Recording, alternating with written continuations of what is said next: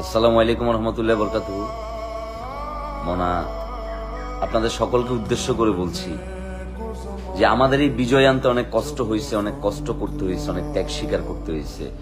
মুগ্ধ, আবু সাইদ থেকে শুরু করে আরো এত এত মানুষের রক্তের উপর দিয়ে হচ্ছে কি বিজয় আনছেন।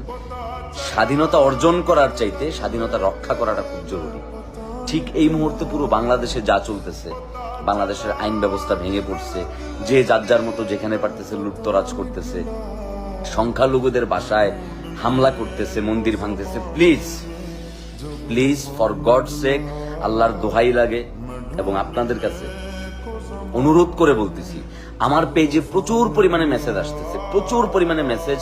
আমার অ্যাডমিন টিম, মডারেটর টিম, এরা সবাই হচ্ছে কি আমাকে জানাচ্ছে যে ভাই আমাদের কি দোষ, আমাদের কি অপরাধ, আমাদের বাসায় কেন হামলা করা হচ্ছে, আমাদের মন্দিরে কেন হামলা করা হচ্ছে। প্লিজ এই জিনিসটা করবেন না এবং এই জিনিসটা কাউকে সুযোগ দিবেন না।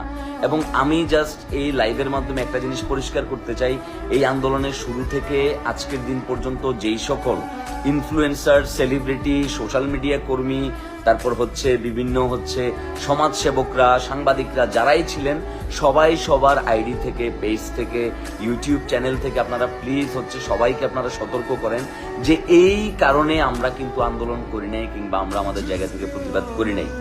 এরা বাংলাদেশের মানুষ, এই সকল মানুষদেরকে কিন্তু নিরাপত্তা দেওয়ার দায়িত্ব কিন্তু আমাদের। প্রয়োজনে ছাত্র জনতা, যে সকল ভাইয়ারা এখনো রাস্তায় আছেন, আপনারা প্রয়োজনে টিম করেন, আপনারা টিম করে আপনারা তাদেরকে সেফ করেন, তাদেরকে সেফটি দেন। মনে রাখবেন সবাই মিলে কি ভালো থাকলে তবেই বাংলাদেশ ভালো থাকবে। এগুলোর জন্য তো আপনারা কেউ রাস্তায় নামেন নাই, আমরা কি এগুলা করার জন্য নামছি?